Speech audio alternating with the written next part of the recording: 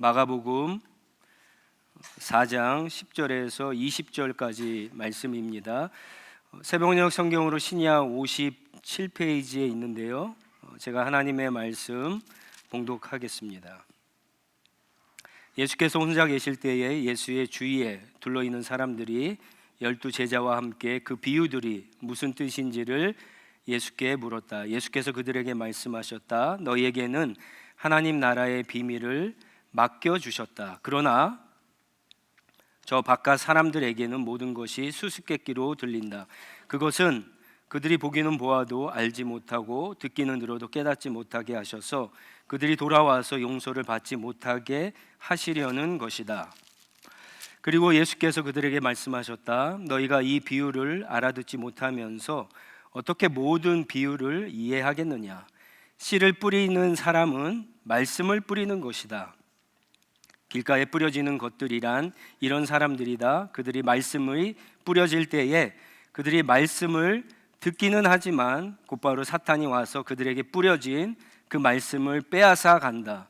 돌짝밭에 뿌려지는 것들이란 이런 사람들이다. 그들은 말씀을 들으면 곧 기쁘게 받아들이기는 하지만 그들 속에 뿌리가 없어서 오래가지 못하고 그 말씀 때문에 환난이나 박해가 일어나면 곧 걸려 넘어진다. 가시덤불 속에 뿌려지는 것들이란 달리 이런 사람들을 가리키는데 그들은 말씀을 듣기는 하지만 세상의 염려와 재물의 유혹과 그 밖에 다른 일에 욕심이 들어와 말씀을 막아서 열매를 맺지 못한다. 좋은 땅에 뿌려지는 것들이란 이런 사람들이다. 그들은 말씀을 듣고 받아들여서 30배, 60배, 100배의 열매를 맺는다. 아멘. 마가복음 4장에서는요, 이제 예수님께서 여러 가지 교훈들을 비유로 가르치십니다.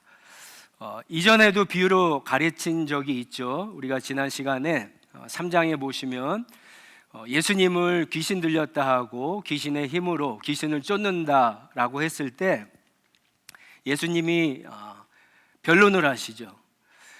한 나라가 어떻게 같이 싸울 수 있느냐, 한 가정이 어떻게 싸울 수 있느냐, 이 비유로 말씀하시면서 그러면 망한다라고 가르치신 적이 있는데 이 4장은요, 특별히 오늘 우리가 나누게 될 이 비유는 굉장히 중요합니다.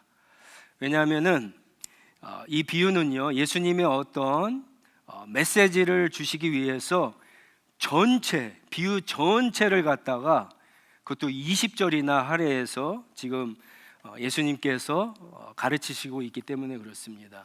예수님은 비유로 많이 가르치셨는데 특별히 복음서를 보면은 하나님의 나라에 대해서 예수님이 가르치실 때 거의 비유로 다 예수님이 가르쳐 주신 것을 우리가 잘 알고 있습니다. 그래서 비유를 여러분들이 읽을 때 이것을 잘 읽고 해석하는 것이 중요합니다. 근데 많은 분들이 조금 이제 헷갈려 하시는 부분이 비유와 이제 풍유, 파라블과 알레고리를 갖다가 해석하는 것을 잘 이해하지 못하십니다. 알레고리는요, 그 줄거리 안에 있는 단어 하나하나가 어떤 영적인 의미, 스피리추얼한 미닝을 가지고 있습니다. 그래서 그거 하나하나를 갖다 해석하는 게 굉장히 중요합니다. 그러나 파라블은 전체 메시지를 통해서 어떤 중요한 주제들을 나오기 때문에 하나하나를 갖다가 별로 신경 쓰지 않으셔도 됩니다. 물론 그렇다고 해서 하나하나가 중요하지 않는다라고 하는 것은 아닙니다. 그래서 여러분들이 오늘 비유의 말씀을 전체로 좀 보시고 비유의 말씀을 갖다가 통해서 무슨 메시지 우리에게 주는가 한번 하나님의 음성을 들었으면 좋겠고요. 너무나 잘 아는 말씀이기 때문에 제가 설명은 하지 않겠습니다. 오늘 메시지가 무엇을 담고 있는가 그것을 설명하고 또 비유를 어떻게 해석해야 되는가에 대해서 여러분과 좀 말씀을 나누도록 하겠습니다. 여러분들이 개역개정 성경을 가지고 있는 분들은요, 4장 1절에 보시면 제목이 있습니다. 그 제목이 어떻게 되어 있죠? 개역개정은요, 네 종류 밭의 비유라고 그렇게 이야기하고 있습니다. 그런데 세번역 성경이나 메시지 성경이나 영어 성경을 가지고 계신 분들은 제목이 다릅니다. 씨 뿌리는 자의 비유, 씨 뿌리는 비유, 씨 뿌리는 사람의 비유라고 되어 있습니다. 완전히 포커스가 다릅니다. 하나는 밭에 가 있고 하나는 씨와 그것을 뿌리는 사람에게 초점이 가 있습니다. 당연히 이 비유는요, 씨 뿌리는 사람의 비유입니다. 성경을 읽으시면서, 비유를 읽으면서 여러분들이 그 씨와 사람의 관심을 가지고 이 비유를 봐야 됩니다. 밭에 여러분 관심이 갖게 되면은요, 정말 엉뚱한 주제를 갖다가 캐낼 수밖에 없습니다. 예를 들어서 보세요. 네 가지 밭이 있습니다. 네 가지 밭이. 근데 다 다르죠, 밭이. 길가, 돌밭, 가시밭, 좋은 땅. 넷이 다 다릅니다. 그런데 거기에 뿌려진 씨는 같습니까? 다릅니까? 다 같죠. 14절에 보면은 씨가 뭐예요? 씨를 뿌린다는 게 말씀을 뿌린다라고 했으니까 씨가 하나님의 말씀, 그렇죠? 하나님 나라 복음입니다. 그러니까 이것을 그 밭에 관심을 갖게 되면은 뭐가 지금 문제인 겁니까? 이 비유에서 밭이 문제입니까? 씨가 문제입니까? 밭이 문제죠. 그러니까 어떻게 이 비유를 읽으면서 메인 그 토픽을 갖다가 띠을 갖냐면은 말씀은 문제가 아니다. 말씀을 받는 사람들이 문제다라고 생각을 하는 거예요. 이 메인 주제가 아닙니다. 저는 개인적으로 이 주제를 좋아합니다. 이게 주제였으면 좋겠어요, 사실. 왜냐하면은 하나님의 말씀을 이렇게 가르치고 전하다 보니까 사람들이 반응이 없어요. 그래서 내가 뭐 잘못 전했나 보다, 말씀을 받는 사람들에게 문제가 있었으면 좋겠다 싶어갖고 이게 주제였으면 좋겠습니다.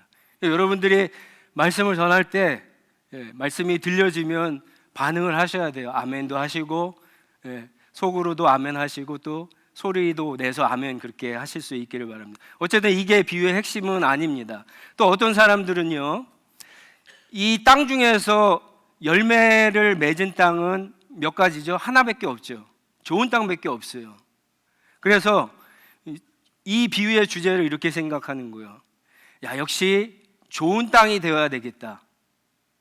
내 마음이 좋은 땅이 되어서 열매를 많이 맺어야 되겠다. 이게 주제라고 생각을 해요. 근데 이것도 메인 주제가 아닙니다. 또 어떤 사람들은 이렇게 생각을 합니다. 이 농부가 씨를 뿌리는데 왜 75%를 잘못 뿌릴까? 그죠? 열매를 맺지 못했으니까. only 4분의 1, 25%만 열매를 맺는 좋은 땅에 뿌렸잖아요. 그러니까 어떻게 생각하냐면 주제를, 야, 복음을 전할 때, 복음을 뿌릴 때는 조심해서 잘 뿌려야 되겠다라고 주제를 생각합니다. 근데 이것도 주제가 아닙니다. 여러분, 이 비유의 주제를 그래서 캐내기 위해서는 밭에 포커스를 맞추면 안 되고 씨와 사람에게 맞춰야 됩니다. 과연 이 비유의 주제가 뭘까요? 여러분들이 오시기 전에 분명히 또 한 주간 동안 마가복음을 읽으셨을 거예요. 오늘 본문 말씀도 아마 읽으셨을 겁니다. 여러분이 생각하는 주제가 뭔가 한번 생각해 보시기 바랍니다. 제가 일부러 새벽 기도 때에는 메인 토픽을 가지고 이야기하지 않았습니다. 오늘 하려고. 도대체 예수님은 이 비유를 통해서 제자들에게 그리고 오늘 우리에게 무슨 메시지를 주고 있는가?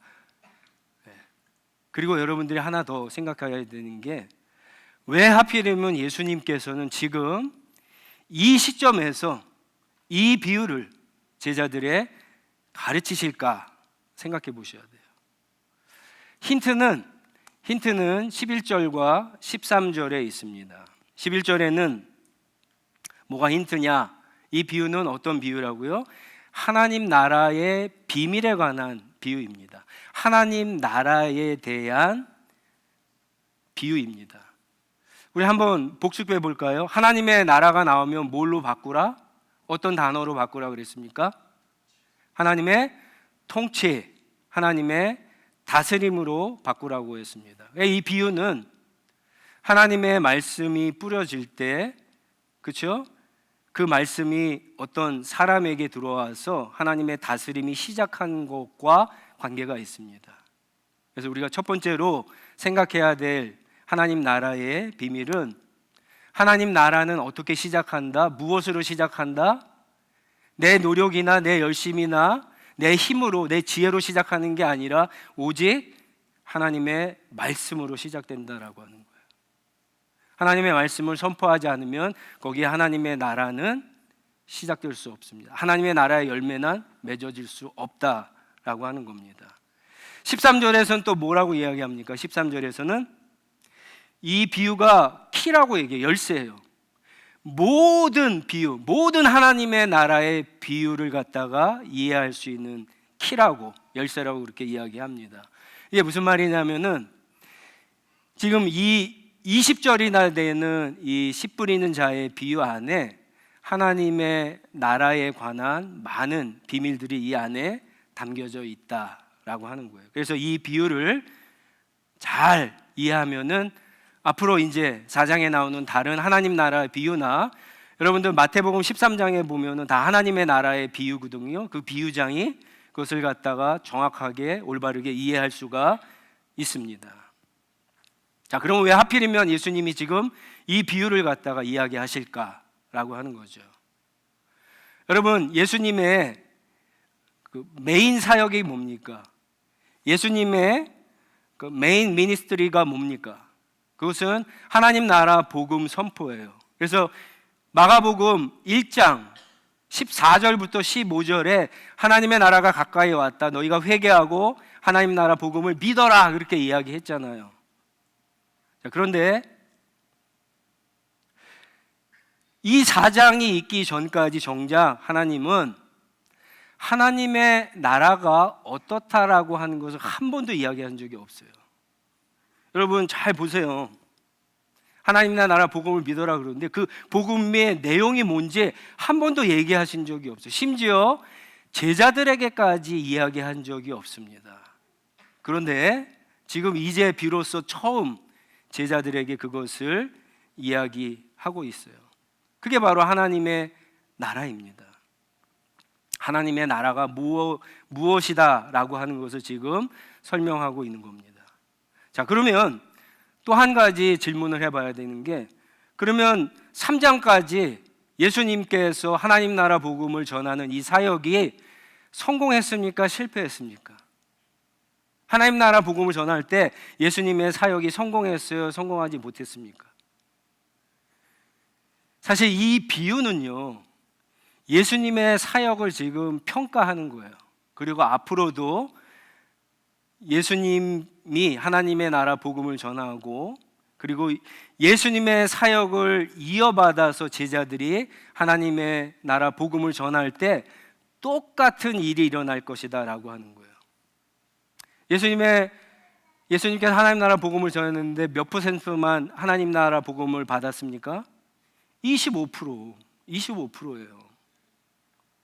여러분 1장에서 3장까지 잘 보시면 많은 사람들이 예수 그리스도께서 하나님 나라 복음을 선포할 때 징조를 보고, 증상들을 보고 따라왔어요. 예를 들어서 하나님 나라 복음을 선포했더니 막 병자들이 치료하는 역사가 나타났습니다. 그렇죠?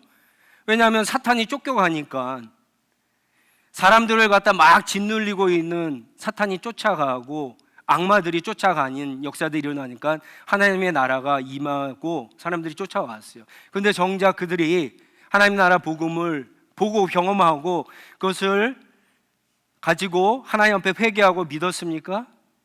그렇진 않았어요. 보시면 깜짝 놀라고 관심을 갖고 흥미를 가졌지만 하나님 나라 복음을 받아들이고 회개하고 믿은 사람들은 굉장히 소수입니다. 굉장히 소수예요. 심지어 어땠냐면요, 예수님께서 복음 사역을 하시는데 제자들은 어쩌면 이렇게 생각했을지도 몰라요. 그래도 예수님이 이 하나님 나라 운동을 하시는데 종교 지도자들이 많이 이렇게 따르고 인볼브하고 서포트하면은 잘할 수 있을 것이다 생각했는데 지난 시간에 어떤 일들이 일어났습니까? 그들과 완전히 원수가 돼버렸죠. 그러나 예수님은 미쳤다라고 하는 소문도 들고 종교 지도자들은 귀신이 들렸다라고 하니까 제자들이 어떻게 했어요? 이게 예수님이 하시는 이 일이 성공할 수 있을까 실패할 수 있을까 고민이 되겠죠. 걱정이 되겠죠. 앞으로 일이 염려이 되는 겁니다. 바로 그 시점에 예수님께서 하나님의 나라에 대한 설명을 하기 시작하는 거예요. 그 안에 여러 가지 내용들이 있는데 여러분, 하나님 나라가 선포될 때 많은 사람들이 그것을 거부하는 것은, 받아들이지 않고 열매를 맺지 못하는 것은 일반적인 현상이다라고 하는 겁니다. 이게 얼마나 제자들에게 큰 위로의 말씀이 되었을까. 그리고 오늘 예수님을 따라서 하나님 나라 복음을 전해야 될 사명을 받은 저와 여러분들에게 이게 얼마나 큰 위로가 되는 말씀인 줄을 모릅니다. 여러분, 오늘 이 비유에서 말씀을 전하는 첫 번째 사람은 예수님입니다. 그러나 예수님으로 끝나지 않는 거예요. 예수님을 따르는 제자들과 그리고 오늘날도 예수님을 따라가는 저와 여러분들이 이 사명을 받은 겁니다. 하나님의 나라의 복음을 전해야 되는데 이것을 꼭 기억하셔야 돼요. 우리가 복음을 잘 준비하고 열심히 전해도 몇 프로다? 어쩌면 우리는 25%도 안 될 수 있어요. 그러니까는 실망할 필요가 없이 복음을 전하는 것이 중요합니다. 그런데 이 말씀이 굉장히 긍정적인 측면이 사실은 더 많습니다. 하나님의 복음이 어떤 사람에게 들어가면, 좋은 땅에 떨어지면 어떻게 된다고요? 엄청난 결과를 필연적으로 가지고 온다라고 하는 겁니다. 여러분, 이렇게 한번 생각해 보세요. 농부가 있습니다. 농부가 씨가 4개가 있어요. 이제 여러분들 텃밭에 뭐 상추나 뭐 깻잎을 심잖아요. 4개가 있어요. 그런데 한번 이 텃밭이 4종류의 텃밭이 있다고 생각해 보세요. 하나는 딱딱해요. 길가예요. 하나는 돌이 많아요. 또 하나는 가시덤불이에요. 하나는 좋은 땅이에요. 하나 뿌렸습니다. 그러니까는 복음을 뿌릴 때 성공 확률은 몇 프로입니까? 4분의 1이에요. 그렇죠? 4개를 뿌리면 하나를 거둘 수 있어요. 그런데 이 하나가 아니라는 거예요. 이 하나가 최소한 30배, 많으면 100배 그 이상의 열매를 맺는다라고 하는 것이 하나님 나라 복음에 숨겨진 비밀이고 영향력입니다. 자, 여러분 같으면 뿌리겠어요? 안 뿌리겠어요? 뿌려도 75%가 꽝이 되는데 그거 보고 안 뿌리겠습니까? 아니면 하나를 뿌리는데 이게 하나가 아니라 30이네, 60이네, 100이네, 뿌리시겠어요? 안 뿌리시겠어요? 뿌리죠. 하나님의 말씀을 전하면 여러분, 이렇게 엄청난, 누구도 상상할 수 없는 엄청난 결과가 사실은 나타나는 겁니다. 근데 말씀을 전하지 않으면 어떻게 됩니까? 씨를 뿌리지 않으면 아무 일도 잡초만 나타나는 거예요. 잡초만 자라는 거예요. 하나님의 나라는 시작될 수 없다라고 하는 겁니다. 아무리 작아도, 아무리 하찮아도 뿌리면 그것이 아무리 하찮은 것이라도 엄청난 결과를 가져온다라고 하는, 예수님의 사역이 그랬죠. 예수님은 이제 1장부터 3장에 보시면 예수님이 많은 하나님 나라 복음을 뿌렸어요. 그런데 좋은 땅에 떨어진 것은 몇 개입니까? 좋은 땅에 떨어진 게 몇 개예요? 누구예요? 좋은 땅은 예수님의 말씀을 듣고 있는 사람들이에요. 제자들, 그 제자들 가운데는 별 볼이 없는 어부들, 피셔맨, 그리고 죄인들, 그죠? 시너, 이런 사람들이에요. 세리들. 나중에 가면은 여자들, 이런 사람들이에요. 별로 볼 것 없었죠. 하찮았죠. 미천했죠. 그들이 뭘 할 수 있을까라고 생각했는데 거기서 엄청난 일들이 일어나기 시작합니다. 이게 하나님 나라가 선포될 때 단 하나가 땅에 심겨져도 나타나는 하나님 나라의 능력이고 영향력입니다. 왜 그럴까요? 왜 그럴까요? 그 안에 예수 그리스도의 생명력이 있기 때문에 그래요. 영원한 생명력이 있기 때문에 그렇습니다. 이 비유가 바로 그런 비유예요. 그런데 전하는 사람이 잘 전해야 된다, 듣는 사람들이 잘 들어야 된다, 이런 데 포커스를 맞추는 비유가 아니라고요.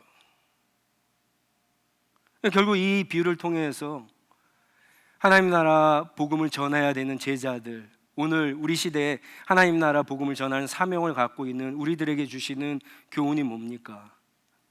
하나님 나라 복음을, 말씀을 어떻게 해요? 열심히 전하라는 거예요. 열심히 뿌리라고 하는 거예요. 열심히. 잘못 뿌려도 된다, 안 된다? 된다.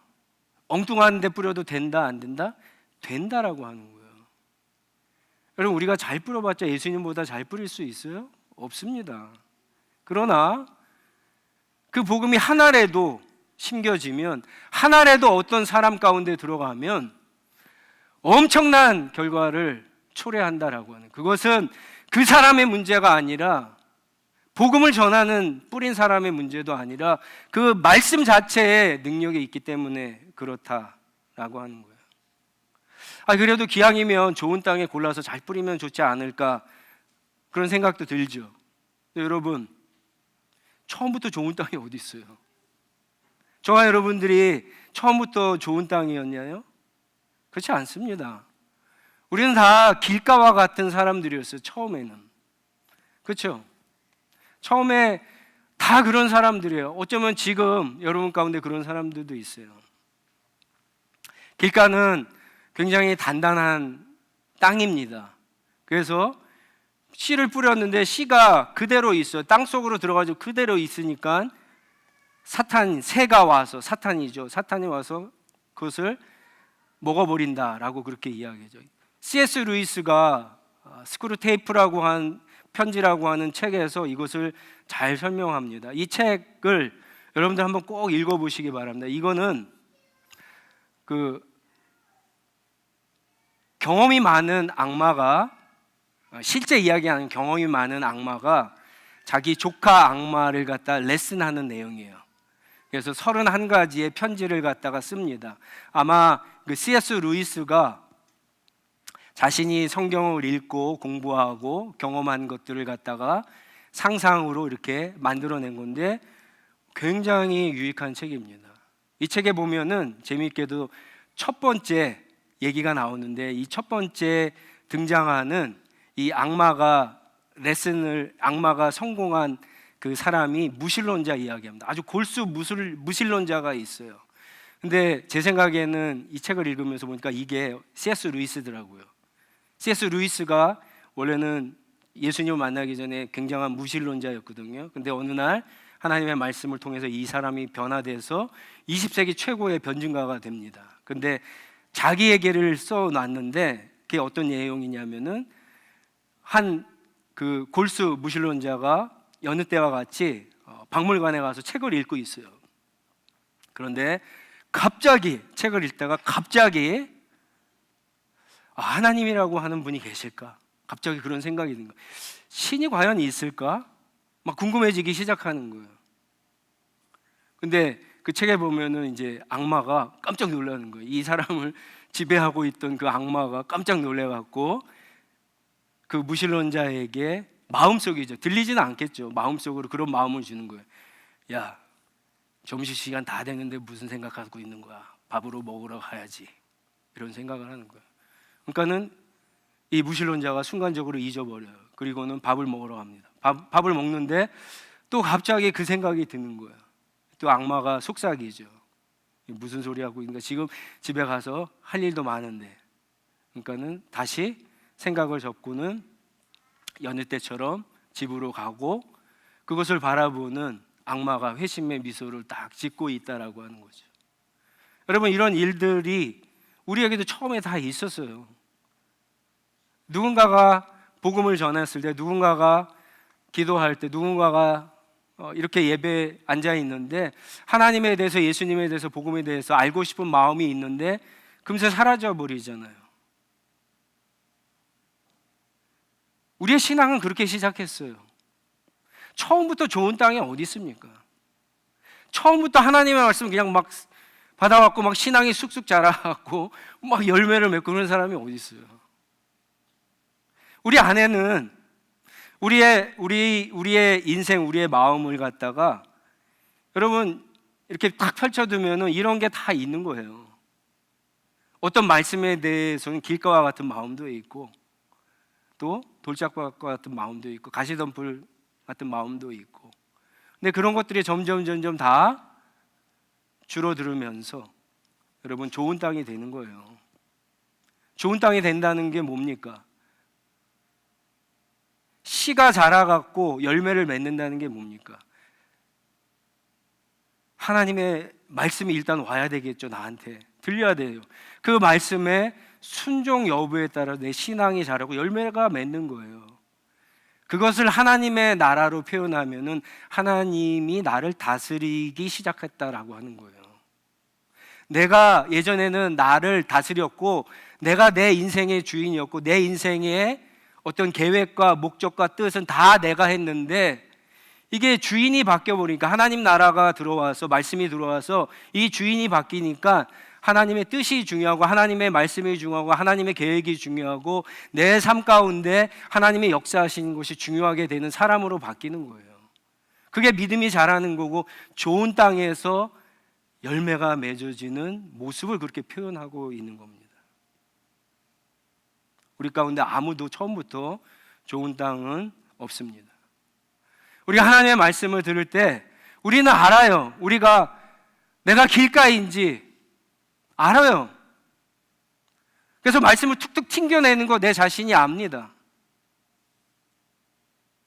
내가 하나님의 말씀을 듣지만 어떤 시험과 박해 가운데 이 말씀에 순종하지 못하는 나를 알아요.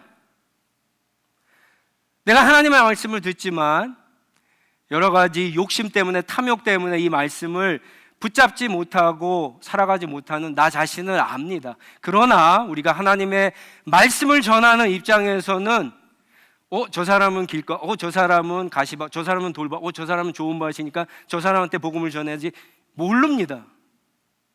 그래서 이 말씀을 받은 사람들에게 주어진 사명과 임무는 열심히 그냥 말씀을 전하는 거예요. 무조건 전하는 거예요. 말씀이 잘못 전해도 말씀을 엉뚱한데 뿌려도 전하는 겁니다. 하나만 떨어지면 돼요. 하나만 떨어지면 됩니다. 하나만. 내 인생에 하나만 떨어지면 돼요. 우리도 하나 때문에 변한 사람들입니다. 하나님의 말씀이 어느 날 내 속에 들어와서 역사해갖고 변했잖아요. 그 다음에 하나님과 동행하는 삶이 시작됐잖아요. 하나님의 나라, 하나님의 통치가 내 안에서 시작되기 시작했잖아요. 지금 그것을 조율하고 있잖아요. 싸우고 있잖아요. 그게 우리의 모습 아닌가요? 하나님의 말씀 하나만 들어오면 됩니다. 열심히 때를 얻든지 못 얻든지 전할 수밖에 없는 겁니다.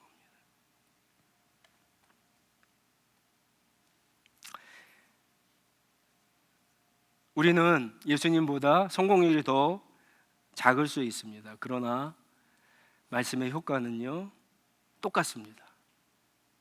예수님의 약속이, 예수님이 보여주시고 예수님이 가르쳐 주신 겁니다. 최소 30배, 최대 100배 이상입니다. 하나님의 나라는 말씀을 전하는 사람이나 듣는 사람이 아니라 말씀 자체에 있습니다.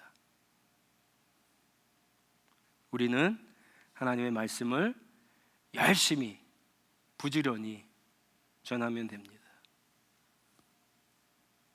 여러분 안에 하나님의 나라 복음이 있습니까? 확인하셔야 돼요.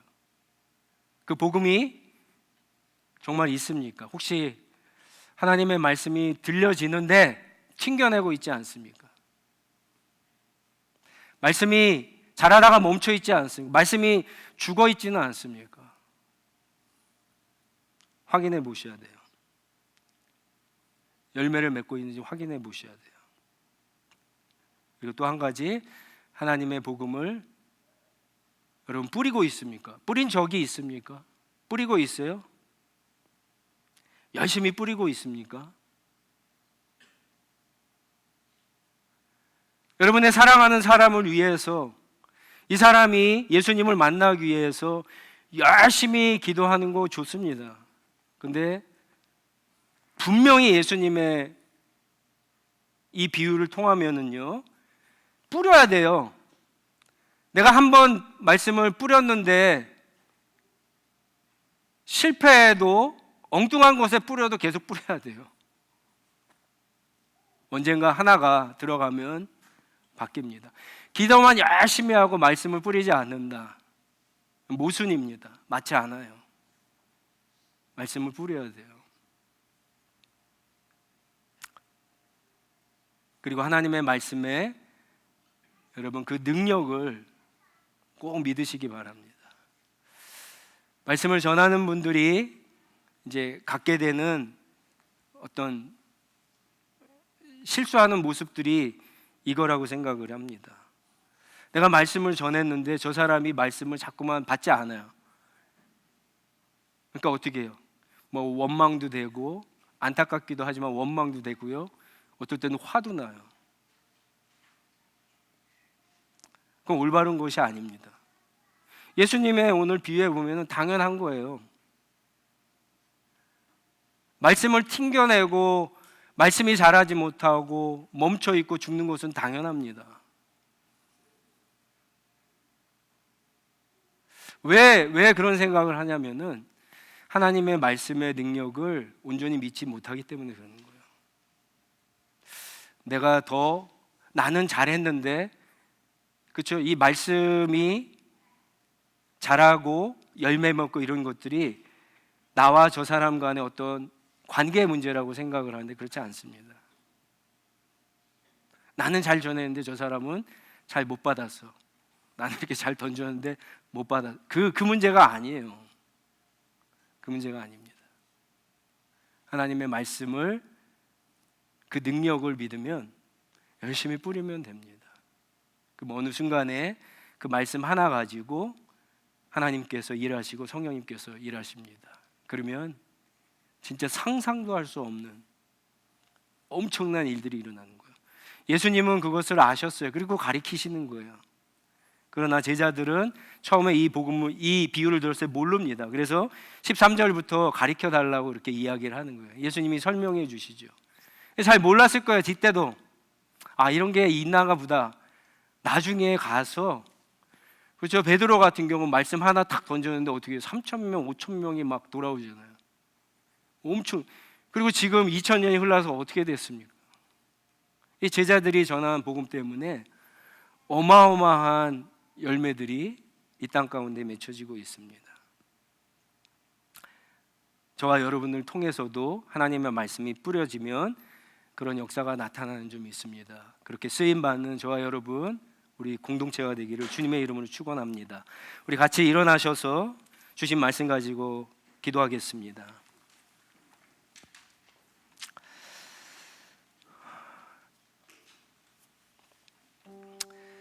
하나님 나라 복음이 내 안에 있는가, 그리고 그 복음이 잘 자라고 있는가, 조금씩 내 인격으로, 삶으로 열매를 맺고 있는가, 우리 한번 확인하면서 혹시 그러지 못한 분이 있다면 하나님 나라 복음이 착상되고 자라고 열매를 맺게 해달라고 한번 같이 기도했으면 좋겠습니다.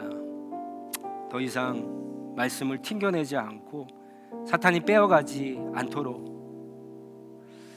여러 가지 시험과 박해와 또 유혹과 내 안에 있는 탐욕 때문에 하나님이 나를 온전히 다스리는 그 놀라운 역사가 중단되지 않게 해달라고, 열매를 많이 맺게 해달라고 기도했으면 좋겠고, 특별히 우리가 오랫동안 기도하는 사람들이 있죠.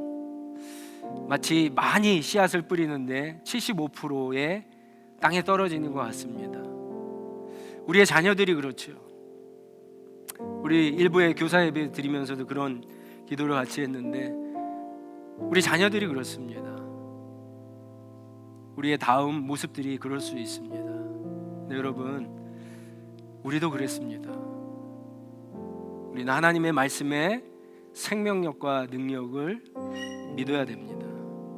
그 능력을 믿고 부지런히 뿌려서 우리 자녀들도, 우리가 사랑하는 사람들이 다 하나님 나라 복음이 시작될 수 있게 해달라고, 자라서 열매를 맺게 해달라고 우리 한번 같이 기도하도록 하겠습니다. 기도하겠습니다.